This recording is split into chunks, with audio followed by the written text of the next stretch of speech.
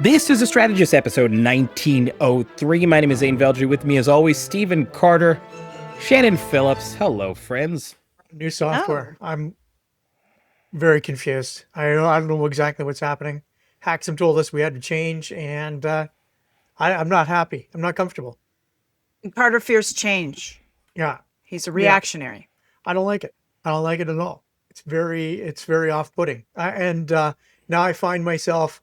I fear so much change in the future. Maybe we'll talk about it today. But I am fearing all the change. So What change in particular do you fear, Carter? I And by don't the way, want to. episode I don't want to have to 1903. vote for Donald Trump, right? Like I think okay. that's where we're heading. Is that we're all going to have to vote for him in I the think he'll next. still give you an option on the I don't ballot, think though. there's going to be any voting, you guys. So No, if no. we're there, Putin, voting a thing is not a thing we're Shannon, doing. you you have no misunderstand faith. dictatorships. Yeah. No. They let you vote. Dictatorships. The Yeah. votes don't count. That's how it works. They That's true. they Yeah. let you vote, but the votes don't count. Okay, Yeah. It's it's just not free and fair. kind of like the situation we had in Alberta for 50 years. I was just They going to let you. say, I did live through the Klein years. So Yeah. Stephen Carter, this is episode 1903. I don't know if you know this. The year 1903, manpower flight, the commercial aviation took off soon thereafter. And our presenting sponsor, Flair Airlines, they wanted you to know that, Stephen Aren't they Carter. using the same not a technology? sponsor. They are. They They're are using the using same. the same technology. Yeah. The 1903. Many moved on. They went back. And Exactly. I think it's good. It's good for them. By the way, speaking of airlines, have you have you seen this fight between Elon Musk and the CEO of Ryanair? No. Okay, Oh, it's me just neither. it's good. It's pretty good. Elon Musk wants a Starlink on the airlines, and the CEO of Ryanair has told him to go fuck himself because he's In those words? pretty much those words. Picture he's Oh, saying that fun. he's a limited man that doesn't understand aviation, and should shut the fuck up. I And love now, it. now the escalation. Stephen Carter, you may miss this. Elon Musk is contemplating just buying Ryanair. This is Well, this is the timeline we live in, Stephen Carter. Do the you fear timeline that change? By the way, do you fear change? I As an do. aside, I okay. fear all the change, and yeah, I have thoughts. I hope we get to cover some of the things that I'm worried about in my timeline. The one that Well, I'm well, experiencing. well. Let's just start because it seems like everything is connected. Shannon Phillips, we have a new strategic trade partnership with China. After the Mark Carney government set expectations, what I would describe as relatively low, I guess, based on their past history in trade negotiations, we've come up with a trade deal. We've got 50,000 Chinese EVs that now have a 6% tariff applied to them rather than the 100. In return, China is expected to slash combined tariffs on Canada canola from 84 to 15% by March 1st and suspend anti-discriminatory tariffs on lobster, crab, peas, etc. This has opened up a whole new pathway for people to talk about security and our relationship with China. This has opened up a whole new pathway for people to talk about morality and our dual track now strategy with China, which is, yeah, we don't agree on everything, but realpolitik, man, we got to get going. Where do you find yourself? Before I ask Shannon Phillips, the former cabinet minister, the policy advisor, the strategist, where do you kind of find yourself grappling with this element of what Mark Carney has described our new world order, Shannon, with our new deal with China, especially given our relatively recent history as a country with them? There's one Venn diagram between me and Jason Kenney. It Mm-hmm. is our mutual disdain of the People's Republic of China under its current Communist Party of China regime. I am not a fan. Dan Williams, who is someone whose opinions range from odious to unacceptable and beyond, used to, sometimes get up and make a statement in favor of Taiwan. And I would find myself as one of the, members of the caucus paying attention and, feel myself roused to support of such a statement. Yes. I am on the same page as conservatives more often than I am liberals on the topic of China from a moral standpoint. Yeah. 100%. Not interested. But I mean, that opinion of mine, forged over the last 25, 30 years or whatever it is, has been in the context of there being, sometimes we would look down our nose at the democratic bona fides of our neighbor to the south. At least they had some. And it was a much different world than we live in now. So I am sympathetic to Mr. Carney's positioning. I am sympathetic to it for a number of reasons, as a Western Canadian as well. But not only do we have some of these tricky things to navigate, right? Like, what is the leverage that we have with China on things like human rights, democratic reforms, and so on? I would say none. But Mm. what do we get on the other side as we open up our vehicle markets to Chinese products that are going to out compete North American products? Carter, give me your take as an Albertan, as a person. Remove strategist for a second. How are you reconciling this before we get into the hard nosed political strategy of what Carney's done here and all the trade offs that come with it? I'm reconciling this simply by saying, we have to have other partners other than the United States. We have to have other groups of people that we're trading with. There is no, when Trudeau put the 100% tariff on Chinese vehicles following the U.S. example, it was a very different world. It seems almost like it was unrelated to where we are now. Yeah. And right now, we need to have trading relationships with people who aren't Trumpists, and that means going to the communists in some regard, because they're the next biggest market. There's no, we should have arrangements with India. I think we do have lots of arrangements with India, but we can't get there without involving some elements of China. This is a very beneficial deal for Alberta oil markets. It's a very beneficial deal for Alberta farmers and Western Canadian farmers. This is a very beneficial deal for lots of people, and it's only 3% of our total car market. And half of those vehicles have to be in the $35,000 or under category.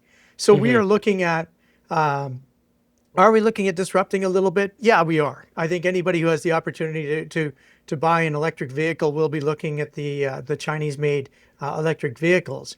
But we're looking at 3%, right? And 3% is a nice opening, but given how much we got, I think we had to do it. And I don't share Shannon's, feelings about China. I think that we've been in an era of China where we ignore the human rights abuses and we move forward with the economic opportunities.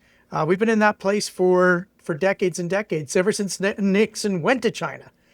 We decided that we needed to have this economic powerhouse on our side, and having them just simply make all the products that we buy isn't enough. We need to have them as an open market for our products and natural resources as well. Shannon, It's let's not move just China, right? Yeah. Like, Yeah. I just want to make this one point. Like, it's also other, assholes, various and assorted. It's Qatar, it's the Saudis, it's India, right? Mr. Modi is certainly a fairly, he does a lot of things that we don't like, right? He's not a great dude. But what we're going to have to do as a foreign policy, I think, and I think this is where progressive Canadians need to really, in a domestic context, think about this carefully, because usually foreign policy doesn't matter too much to winning or losing elections. I think that's different now. And I think what progressive Canadians are going to want to think through is our integration more with European Union foreign policy and their positioning on those kinds of democratic reform questions and human rights questions. The European Commission, the European Union has been has charted their own course on this. We've been sort of drafting behind the U.S. State Department, USAID, as some of our Commonwealth and La Francophonie relationships, but we haven't really integrated with the EU on these questions of human rights, whether it's in China, in India, in developing countries in Africa, in the Gulf, whatever.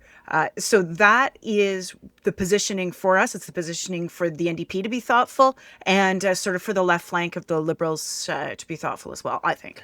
Let me get back to the NDP in a second, because I do think there is room for them in this conversation that I have not seen them engage on just yet, while they just so conveniently happen to be in a leadership race, Stephen Carter.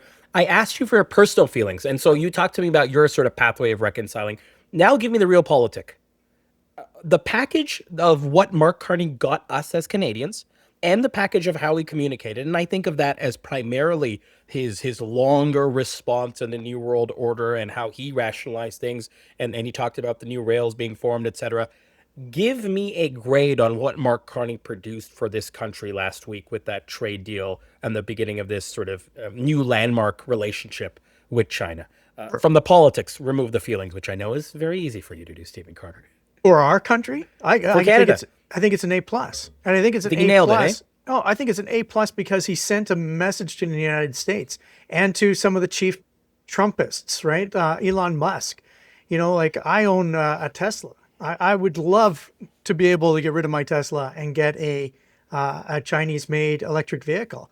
You've got no qualms about that, by the way, None at personally. all. None at all. I think that the truth of the matter is we need this market.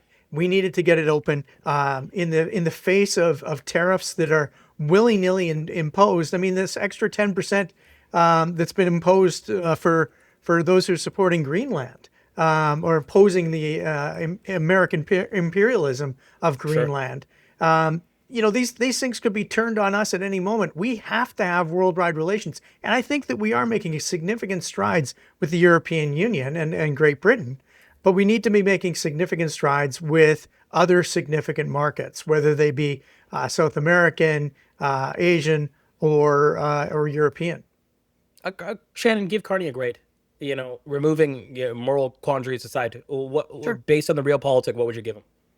I'd give him probably a B plus. I'm not going to go A, and here's why. Nobody fucking votes on foreign policy. If you ask a man on the street to, spell out what NATO means, you'd get all kinds of reactions back. It is not the central preoccupation. The central preoccupation, and in the seat-rich environment, is where you need to have an industrial policy, particularly around what's going to happen with your auto manufacturing, and that's what this deal both doesn't address, but also leaves behind problematically. And there's been no resolution there. And so that's not for standing at the podium in Beijing to talk about, but it is for resolution back here at home. And that work, I haven't seen it. It's not been done. The auto parts manufacturers, the unions, they're rip shit mad. They should be. So while, great, Scott Moe is happy. Well, I mean, that's not the Smith's path. happy, yeah. That's always not the gets left path out, to a Carney majority, right? That path goes through Southwest Ontario, and that's where the hundreds of thousands of jobs that are at stake have not been addressed by this. So I a very, very well made point, Shannon. And I think we've acknowledged in the past that Carney's looking at this through, Carter, I think borrowing a term of yours, not political strategy, but economic strategy. And maybe the economic strategy here is devoid of the seat count in the 905 Southern Ontario and the impacts, residual and direct, especially on the EV side, this may have. How big of a hole, I guess the way I want to ask you this question, how big of a hole is this for Carney? And because we see the Ford populist bluster, Carney's got my number, dude doesn't call, I thought we were buds, what the fuck? That's kind of the general vibe, right? And may have been accidentally a direct quote of the guy. But Carter, how big of a hole is this for Carney to come back from China and then help the Southern Ontario 500,000 person auto sector? Or do you feel like this is not necessarily requiring tactical or financial resources from the PM and his policy here? The biggest threat to the Canadian automobile sector is the United States. The United States is going, if they start really ramping up and putting tariffs on our manufacturing and slowing down our manufacturing, the United States is really going to have an impact on that, Southern Ontario area. The biggest risk to Doug Ford's province is not China. He's already backed down. He's already said, well, I don't agree with him on this one, but we'll work it through. We're grown ups. We can get this done. And my paraphrasing of Doug Ford, which could also accidentally be a direct quote. Could be a direct quote. You never know. But this is the opportunity that Carney is trying or this is the threat that Carney is trying to avoid. Carney is not trying to avoid trying to open up an opportunity with China just for shits and giggles. He's trying to open up the relationship with China, your relationship with the European Union, because the threat from the United States, the as yet unrealized threat from the United States, is continuously morphing. I mean, we were 51st state 15 minutes ago, and now he's talking about invasions. Like it's fucking nuts. We'll get to that in a second. Shannon, I could use your your unique perch talking to me about big labor, because I understand their concerns, I understand their outrage, but I also buy a lot of what Carter just sold me right now, which is that Carney's New World Order comments responds also to a domestic level of risk appetite or a future forwardness that we haven't necessarily. People are going to have to get uncomfortable before we get comfortable. And so, if you're big labor right now, do you play into that narrative? Do you buy anything he's selling? Do you push back? How are you thinking without, even if the premier backs down, which today you could call a bit of a scale back from Ford? How are you thinking about this if you're auto parts manufacturers or any of the labor groups, or frankly, big labor overall, looking at what Carney has done here and may have set the groundwork for, which I think might even be the larger concern. Well, people can understand on like there's a thing called issues being vote determining and salient, right? And so while we all understand that we need to expand our trading relationships, that the United States is an existential threat to us, that we need to make friends that we didn't want to make friends with, people we didn't want to make friends with before. We need to even probably bargain some stuff away. What you are increasingly seeing is an environment where Mr. Carney has not bargained anything. He has simply given things away and not gotten anything back. And so for labor, I think what they need to figure out is where they can work with the government on finding leverage. This concept of leverage has not been used yet. With America? Sorry, or with which partner? Well, yes, but Okay. also with, I mean, like government needs to figure out how they're doing an industrial policy here that gets them a bit of leverage, that gets them a bit of job security for those hundreds of thousands of people whose jobs are at stake.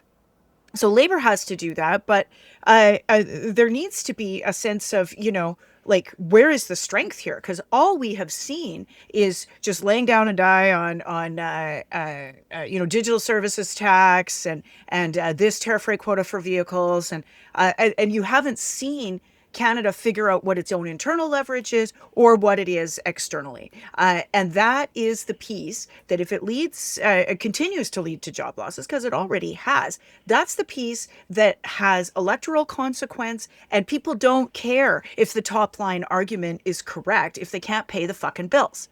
And so that's the thing that is very, very dangerous for Carney's government, because I don't see where he's figured that out yet. Carter, do you agree with the premise of the problem Shannon's put on the table? And if so, and even if you don't, help me solve it. Like, give me a strategic sort of layer of how if I'm Carney, I'm starting to solve that pain point, because he could be right on the macro, but Shannon makes a great point that he could very much be failing to deliver on the micro. Just a great promise of a new world order, even if I agree with it, does not necessarily give a vote to Carney if I cannot handle my day-to-day, week-to-week. Listen, governments fail primarily due to recession. Economic reasons are the reasons why government fails. Shannon experienced that firsthand, right? Because of the worldwide 100%. global issues around oil and gas prices resulted in the NDP being blamed for it, right? Reinforced a narrative. To be clear, it was all Rachel Notley's fault. I think we can. Yes, agree indeed. on- Yeah, I will co-sign on that. obviously. Carter, do you want Yeah. to co-sign on that as well? Absolutely. Yeah, okay. The, 3 for the 3. next, she was very powerful in the world. The next piece.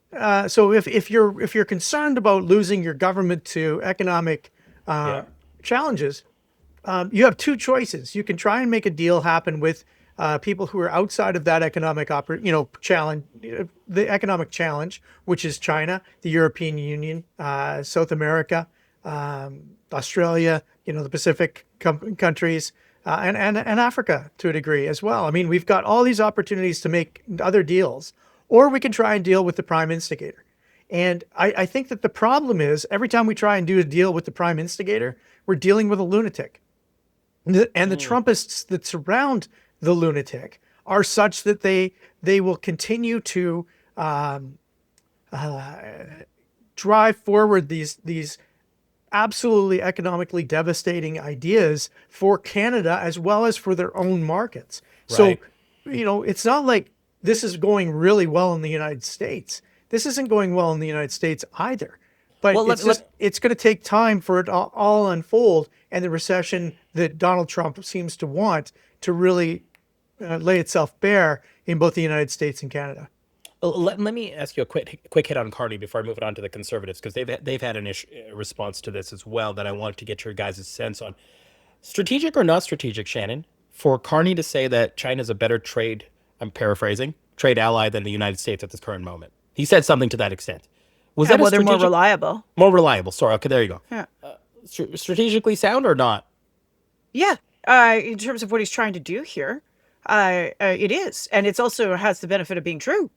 Mr. Xi, for all of his flaws, they are, many in legion, is not waking up in the 2 o'clock in the morning and slapping a 10% tariff on us because we've got 4 soldiers on the ground in Greenland, for fuck's sakes. He's just not doing that. He might be doing other things that are objectionable, but you can kind of see them coming, like Taiwan. Yes. I think, yes, it is strategic. But what's not strategic is this. Is this silence around what you're going to do domestically? We've been carping on this since essentially February or March. Even since the campaign, there was sort of a bit of a sense of, okay, like where's the country's industrial strategy in response to this? And I think it's only more important now. We still kind of haven't seen one, and that's where I think Carney needs to get his act together. Strategically sound or not, Carter? We're more reliable trade ally than the U.S. calling China. It's strategically sound. I mean, I totally agree with Shannon. It is both sound strategically and objectively true. So, call it like it is and reset people's expectations for who we're going to be dealing with in the future, as long as our primary trading partner, and let's be clear, the United States has been it is still our primary trading partner. We are going, all this diversification that we're doing is just simply, fluff around the edges, because we're not going to undo the United States as our primary trading partner. But it's not wrong to say that China is a better partner than the United States. Shannon, talk to me about the NDP here federally before I jump to the Conservatives, because I think we can do this in a quick round or two at max. There's obviously a NDP strategy to hug labor and workers. That seems very obvious. If you want to add any color to that, if you want to add any color to that, you can. Where I'm more mixed, I guess, although I have a leaning, but I'm curious to get your take. Where I'm more mixed is if there's any strategic lane for the New Democrats to talk about the moral issue here. Democracy, Taiwan, Uyghur population, deals with China, CCP, that whole, I'm going to just call it a random but connected basket of things. No one's picking up on that right now. The Conservatives are really about spy cars and security, and I'll talk about that in a second to get your take on. But is there a lane here for the New Democrats that they should be playing outside of the hugging of labor? Look, the NDP federally has always played that conscience of parliament role. I mean, back when Jack was saying we need to get out of Afghanistan, way earlier than anyone else, I realized that we absolutely needed to get out of Afghanistan. And, everybody just called him Taliban Jack, right? But the NDP has always played that role, and they should continue to play that role. Is it the number one domestic conversation? Probably not, but there is a role for conscience of parliament. There is a role for the party to be pushing for a new both foreign assistance and foreign policy articulation and new partnerships on the global stage. No question about that. Vote determining? No, there's 4 nerds and international NGOs that will pay attention and care. It doesn't matter. We still do it. Because that's part of who the party is, right? And sometimes you're condemned to be yourself. The more important lane for both the New Democrats and the Conservatives is how are we ensuring that that we've got government participation in the right kinds of industries to make sure that we have jobs and we're protecting our economy and we're protecting key industries. That's the piece where they should be focusing all of their energies and working hard with labor. There's a lane for the Conservatives too. I don't think they're going to take it. Carter, any comments on the NDP, or can I move on to the Conservatives for you? Do you have anything to say? That the NDP, they're going to talk about this, but the problem is there's so much upheaval in the world. There's so many challenges in the world. It just sounds like a litany of problems being listed off. When you start, talking about China, the United States, and ICE, and you start talking about the Ukraine, Palestine. It just there's so many fucked up things right now that And I all think you have to be very could be careful. described as a 10 alarm fire, to be clear, right? Like I don't think Yeah. that they've been artificially inflated. Not to No. say you're suggesting that, but I think the struggle I have and the reason I asked the question is that there really doesn't seem to be that conversation had with any sort of fever pitch, any one of those really. And it's really going to be very difficult if the NDP moves away from its central premise, which is that Canadian workers should be paid more. Canadian workers should have a better economy to be participating in. I would be very reticent to start listing off all the different challenges that are facing us in the world. Carter, talk to me about grade the conservative strategy for me. Purely security. It's an easy to understand message. You, Mark Carney, said they were the greatest threat. Now you're making strategic trade relationships, landmark deals with them, and you're letting their EVs, which have Wi-Fi and OTA updates over the air, come into our shores. What the actual fuck? You have a lot of explaining to do. That, in a nutshell, is the conservative tact at the moment against this trade deal. Graded for me. I think it's a C minus. I just don't see this being a big. I mean, my fucking Tesla has Grok on it, for God's sake. Like, what am I supposed to like? Guys, the world is falling apart. The United States is our biggest security threat right now. People aren't concerned about Chinese cars spying on how often we go to Dunkin' fucking Donuts or Tim Hortons, right? Like it just doesn't. It doesn't matter.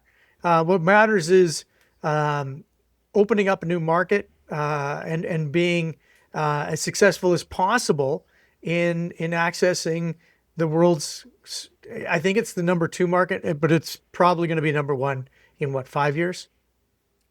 Yeah, Shannon, someone who's had a stronger kinship with the conservatives on the China file. Not to say I am driving you to say something that you don't want to say, but do you have greater sympathy for this security line? How would you grade it? Well, let's take the argument in 2 pieces. The first argument is like, well, you said, Right, before you right. said, You and said this, and yeah. That and I now think you're saying that something rings else. bitchy It's and like silly. Yeah, I agree. I agree. so bad, right? Like, you are caged in as an opposition if you're going back to, you said something else before, and now you're saying this. You just sound like just such a little bitch, right? Like, it just doesn't work at all. Now, the security argument, if it was kind of in a more wrapped in a more patriotic to Canada argument, and like we should be supporting our own cars, and we should be supporting our own industries, and wrapping yourself in the flag. We should be able to compete with these cars on the these Chinese cars on the international stage. We should be shoring up our own industries, and we should be protecting Canada and protecting industries. I would have a lot more sympathy if it was wrapped in that kind of sort of a vibe, as opposed to weird 5G World Economic Forum, the Chinese are listening to your half-baked conversations sort of a vibe. That's where the line of argumentation is going for Mr. Poilievre, and it certainly doesn't work for me. But I don't think it works for the vast majority of Canadians. Once again, he's going at that really narrow base of 25-30% of Canadians, and not understanding that he's got a whole lane on patriotism. And conservatives used to wrap themselves in the flag. They don't do that anymore. And it shows. Carter, interesting point around what pivot or what tweak you would make to the conservative message from last week. I'll ask you the same question, inspired by Shannon's comments, which is, what tweak would you make for Poilievre based on his current lane that he's playing in? I mean, following Ford is the right way to go. I mean, when Doug Ford came out against this agreement, he was essentially the lone voice. I mean, Scott Moe was singing Carney's praises. Yes. This was a great opportunity, I think, for Pierre Poilievre to follow Ford and to start to, I don't want to say reconcile, but close the gap that exists between that progressive Conservative Party and the Conservatives in general, or the Canadian Conservatives. But instead, they want to write their own. They want to write their own message all the time, and they wrote their own message this time. And I think that it just misses the mark. It's not. I don't even think it speaks to 20-25% of the population, Shannon. I think it might speak to 15 to 20% of the core conservatives that are fearful of China and still have that Chinese fear. I think most people right now, most Canadians, most conservatives, with the notable exception of the Alberta separatists, are absolutely terrified of what's happening in the United States. Although I guess the conservatives would lay down their arms as soon as they invaded, so it's all fine. Carter, Will let's talk. say, Yeah. I will say that Polyever did have one tweet on the one posting on the website that publishes child pornography, that website. He made a post on that website that said something like some really supportive things of the auto industry and the jobs. And then, but then quickly that evaporates into Chinese spy cars. Right. And So that to me, honestly, is a takeaway, because that's what you have Michael Chong Yeah. kind of talking about across the airwaves. That seems to have been their thing. They didn't go down the worker path exclusively. They now coined but they Chinese had spy it cars. there, Well, they coined you another know? three-word slogan, Chinese spy cars, and like now we know that, like as a Yeah. as a phrase, and to their detriment, I think. I tend to agree with you that the pie here, or the universe here, is relatively small for them to pick up on. Carter, let's talk about your fears of change. Which one is the greatest fear of change for you, Stephen Carter? Do you want to talk about Greenland?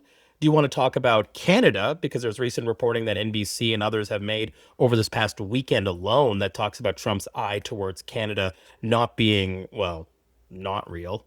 And then there's a new element that has been added.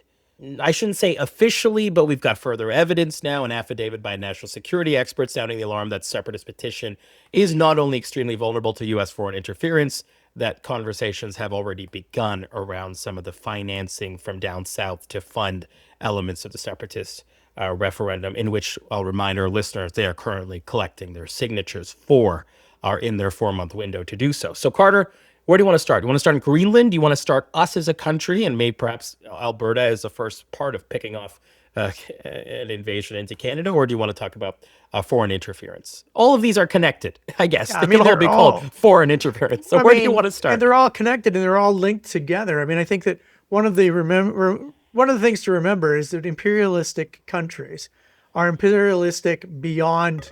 They're not just trying to get one territory. The going and getting Greenland is just the beginning of the imperialist nature. They will grab more. They will grow into other areas, whether those areas are in the Cuba range or if they're in Canada's range. Anything that's worth grabbing, they will grab. And if they feel like they are entitled to Alberta's oil, and that there was some sort of tomfoolery with our referendum, I wouldn't be surprised at all to see the troops massing at the Montana border as an absolute and direct threat to the Canadian country. Canada is in general. I'm terrified of this pro-expansionism, this pro-imperialism that is coming out of Trump's mouth, because it doesn't have a natural end. Once you take Greenland, you may as well take Canada. Once you've taken Canada, what's next, right?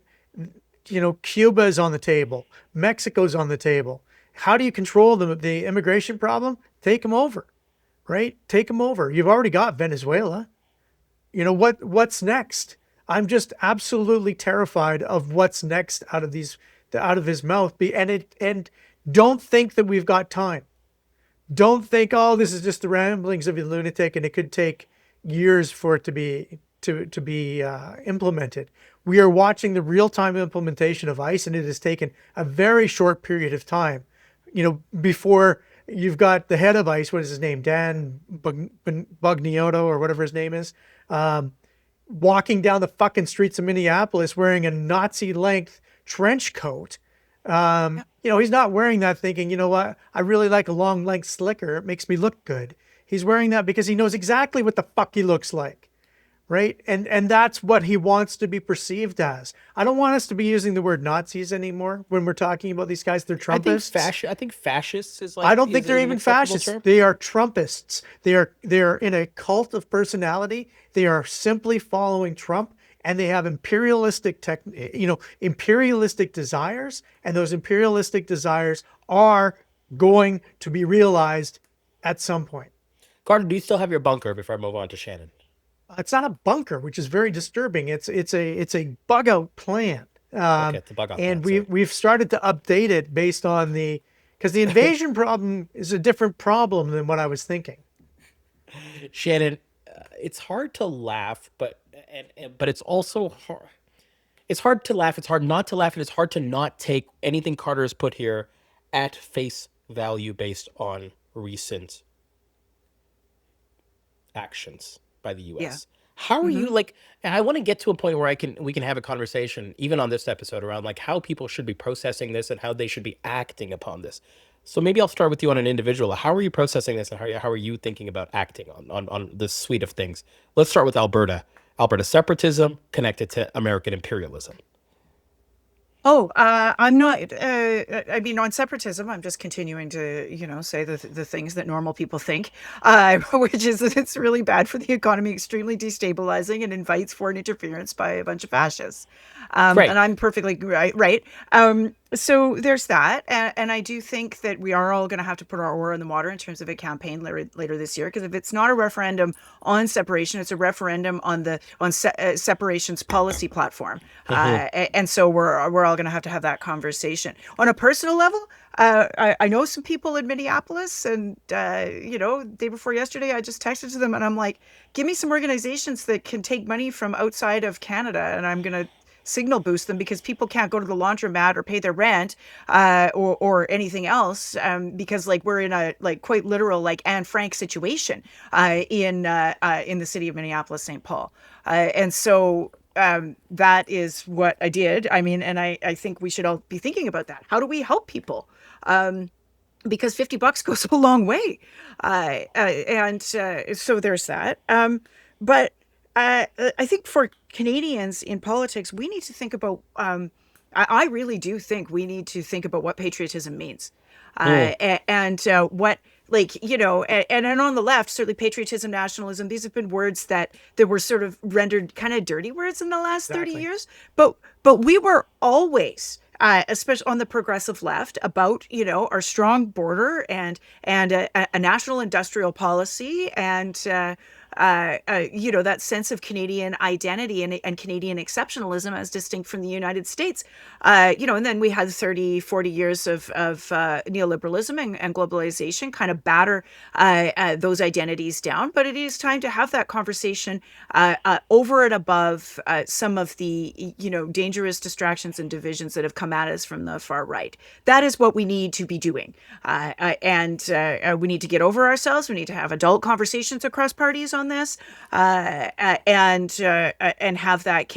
I think revive that sense of Canadian identity. Go back to our Mel Hertig books and pull them off the shelf. See what they got in there for us. So I tend to agree with everything you said there. And as three folks who talk about this stuff on a podcast and then try our best to like act it into the universe, I think we've got a pretty good like understanding of the state of affairs. And Carter, how do I say this? I'm pretty concerned by the lack of activity. Is that a fair? Tell me if that's a fair statement. Like, this seems to be like any other, everyone's waiting for someone to take the lead. And now that Lukaszuk has done it for Alberta, are we just going to task him for saving the country now? Like, and I don't mean to hyperbolize. I'm trying to keep myself in a guardrail that's relatively reasonable or reasonable minded. But I am concerned by the lack of activity. See, I think I'm not as concerned. I think we're at the talk stage. Tell me why. I think we're at the talk stage. We're not at the action stage. I mean, what are we going to do, right? Are we all going to go out and buy guns and get prepared to, No, stage we're going to a buy rally at Canadian the flags and at least get that shit going again from early. And you know what? Early Jan. I was literally just thinking I should get a Canadian flag and put it on my balcony. Yes, again, this is literally what I was just thinking. I do want to see that type of action. putting the Canadian flag out on your house is exactly something that we should be doing. But I don't, like I don't think that we're setting up, a militia that's going to stand at the Coots border crossing. I just, I don't know how to stop Donald Trump from deciding that he wants this piece of the risk, the risk board, right? He's just, I'm going to roll my dice. He's got all the dice. He's got all the men. What are we going to do? Right? We're going to stand there and watch. This is, if they wish to be imperialistic towards us, they're going to be imperialistic towards us. There is very little we can do. I think that is both except cogent analysis and defeatist organizing, I guess, is where I am stuck with, right? It's like, yeah, Carter, I'm not going to be part of a militia, okay? I've been spending the last 20 years trying to perfect chai, right? Like I'm not the person we need, okay? I have no biceps or triceps. I've been working on something else, okay? A lot more important. However, right? I do think I do still feel an organizing deficit. I do feel an urgency deficit. I do feel an attention and seriousness and reconciling with what's happening deficit. Maybe that's what I'm trying to articulate to you. Yeah, I mean, I'm interested to hear what Shannon has to say, because and my view is I don't know how we organize this. This goes back to the conversation we had last week when we said, do we organize against the signatures? And I don't mean no. to have the same conversation again, but I do think there's another element that's been added on. It's not the same conversation. It's a different conversation because they're talking about invading our country. Shannon? Yeah, Shannon, what do we fucking do? What do we do, Shannon? Shannon, what do we do? I guess the first question is it in Alberta? We're all Albertans, or is it nationally, or is it kind of in Alberta, test drive some shit and then kind of export it with more kind of national concerns? That's number one. Number two, or what are the issues that are like? Is it just we are Canadians, we need to be strong Canadians? I actually don't mind that, because we have seen some instances since the end of April where our elbows are down and we're just penguin walking, fucking Charlie Chaplin walking into this, into our conversations with the Americans. So we do need to get those elbows back up a little bit. We do need both a defensive and an offensive posture. And that comes from the people. Mark Carney, I think we have just seen, is not, by dint of character, really disposed to an aggressive sort of posture vis-a-vis other CEOs south of the border. He's not interested in such a thing. But he was pushed to that from public opinion. And as these events sort of ramp up south of the border, there's clearly an appetite from Canadians to go back to that. So giving Canadians some very specific things we can do. Number one, our alcoholics already tanked the Americans' alcohol business. So find another one that we can fuck with. And remind Canadians, as that booze comes back on the shelf, that we shouldn't be buying it. And, give Canadians another 2 or 3 things that they can, not everything, so we're not standing in the grocery store endlessly looking at labels, but 2 or 3 products that we can go after just as much. Do make it easier for people to go to one place to, like they went and got the hats for a little while, but make it easier for Canadians to go and get their other, performative flags or other, demonstrations of their patriotism. Sure, that's part of a campaign, quote unquote. That is part of something that civil society can do. I do think that in Ontario, it is time for a Defend Ontario Jobs specific campaign to talk to Ontarians about if they're, if that we're starting to see some evidence of union jobs being sold down the river. So it's time to start kicking back and to make that hurt a little bit and open up that lane for the New Democrats. And if the Conservatives want to occupy it, there's probably some space there. And I think there's a great appetite from Canadians. And then, there's other things that people beyond the political can do. And should do, right? And in fact, because politics is now downstream from culture, we're probably better off to start talking about these things in cultural terms. And we would never vote for this. Wrap yourself in the flag, Canada. It's true. We wouldn't, at least not yet. Carter, one more question on this before I go to Greenland. Just a small thing that You're may be actually going to go to Artemius. Greenland? Yeah, which Because that might would be be a part of the pretty US. important step. That'd be good. Well, we might be sending troops there. I want to talk to you about that if that's a good idea. But Carter, this is not project into the future for me. The U.S.'s rhetoric on invasion becomes stronger. Alberta's referendum continues its signature collection, if not is officially granted petition status. We debated last week about whether that's happening or not. Go with me here, though, right? Almost irrelevant in some ways, whether they get to my question, that is. This is not going to be one campaign to save us all, to be clear. Like, as campaigners, I think Shannon's inner answer is acknowledged, and I'm curious if you agree that this is not going to be one campaign to save us all. This is not going to be forever Canadian. This is going to be citizen initiatives, multiple campaigns, politicians, non-politicians, culture, celebrity, pop, like culture, like all that, or it needs to be, I guess is what I'm saying. It needs to be. Like, even if you don't know what to do, Carter, give me a sense of the pieces on the board that at least need to be in play. That's kind of where I'm curious to get your take on this. I mean, I think it is multiple campaigns. I think it is multiple levels of campaigns. I think it's the business community rallying. I mean, there has to be, every community needs to rally and fight its own battle. Whether it's hockey teams or schools, or, I mean, imagine the changes that would happen in our society. The Western alienation is hilarious compared to what we'd be faced with if we were part of a United States. And let's be clear, I don't think we'd be a state. I think we'd be a territory, right? We would be Puerto Rico. And you don't have to look very hard to see the disdain with which Americans treat Puerto Ricans. I would imagine that we'd be just the exact same, seen as nothing but a drain. Our Canadian identities around healthcare. We need, everybody who's involved, everybody who's sought or had healthcare needs to start to realize what this threat really means. What this threat really means is that an end to our Canadian way of life. And we need to start fighting back collectively in multiple campaigns. But I think right now, I still think the best way for us to do it is be talking amongst our groups and all of us saying the same message. Fuck Socializing Trump. it. Fuck Trump.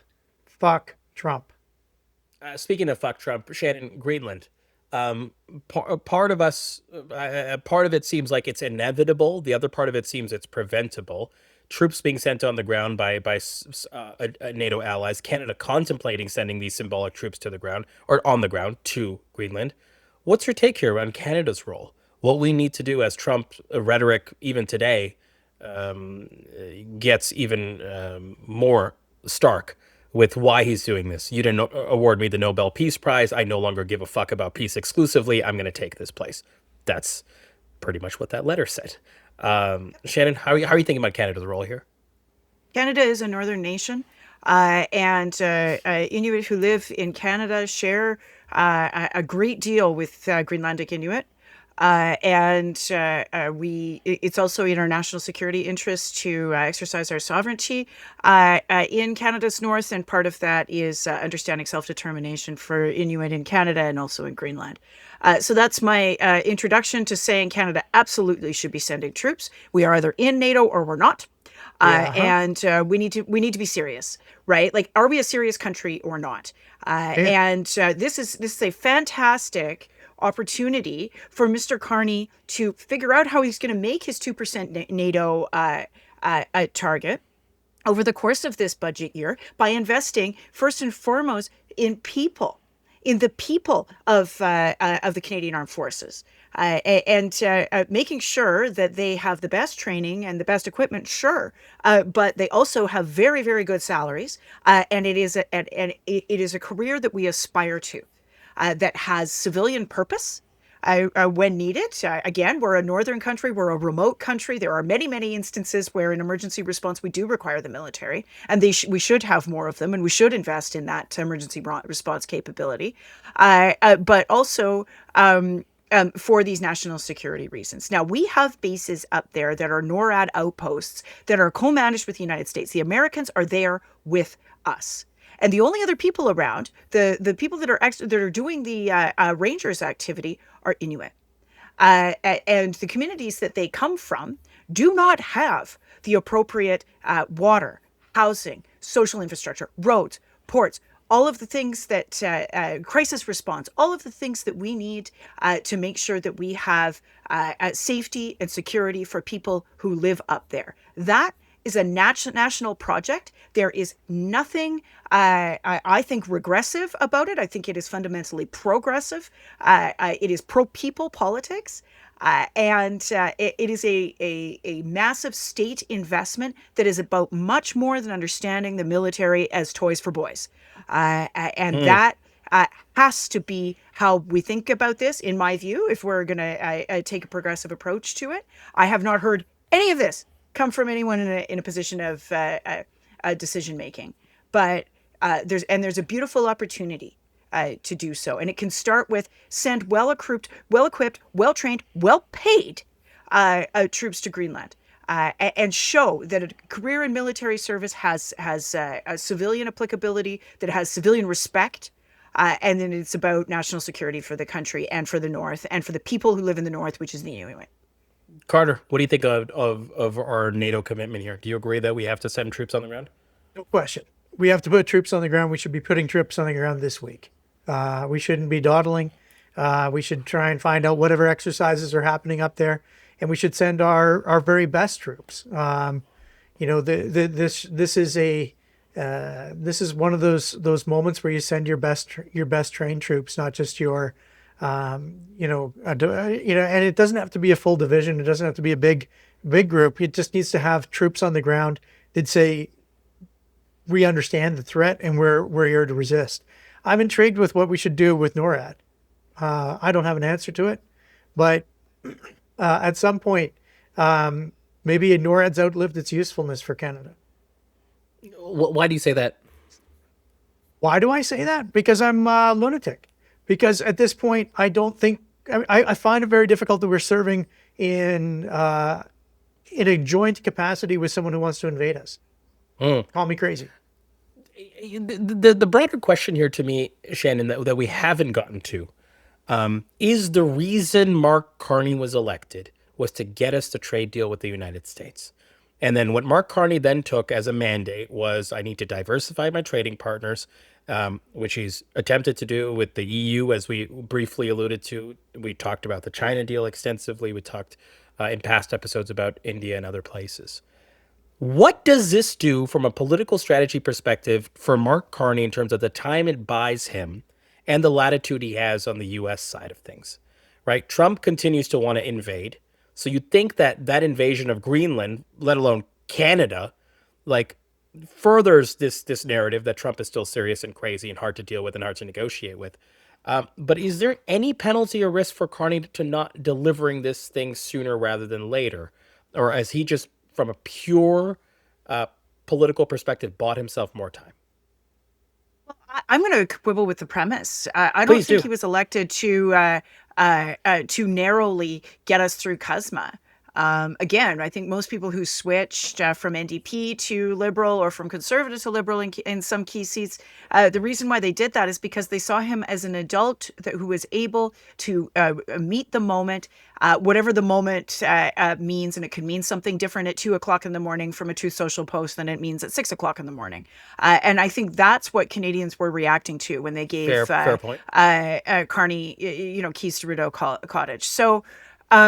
I think, it buys him an explanation as to why we don't have a fucking deal, because you're dealing with a crazy person.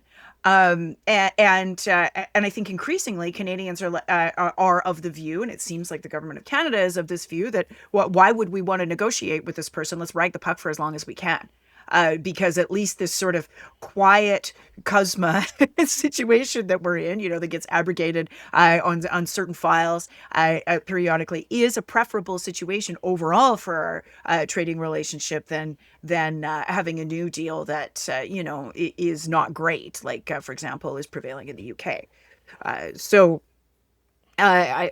This is that wasn't his mandate. But I think that maybe his numbers even come up in response to these latest threats, because Canadians elected him for a broad range of reasons around adult in the room kind of a vibe.